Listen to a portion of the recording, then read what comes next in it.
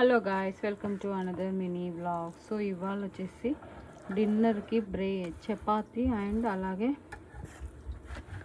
వేడి వేడి దొండకాయ ఫ్రై అనమాట. సో దొండకాయ ఫ్రై ఇలా ఈజీగా ఇలా చేసుకొని తింటే ఎవరైనా ఇష్టపడి చాలా ఇష్టంగా తింటారు.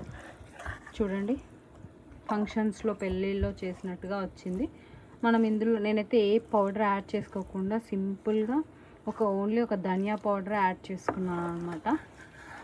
ఇంకా కొంచెం పెద్ద పెద్దగా కట్ చేసుకొని తిన్నా కానీ చాలా బాగుంటుంది. నేనైతే ఈ మినిమం ఈ సైజులో అయితే మనకి చపాతీలోకి చాలా రుచిగా ఉంటుంది అని ఇలా చేసుకున్నాను.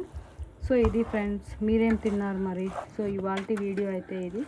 ఈ వీడియో మీ అందరికీ నచ్చిందా? నచ్చితే ప్లీజ్ లైక్ చేయండి, షేర్ చేయండి, అలాగే మన ఛానల్ని సబ్స్క్రైబ్ చేసుకొని పక్కనే ఉన్న బెల్ ఐకాన్ని కూడా క్లిక్ చేసేయండి. Thank you so much. Bye.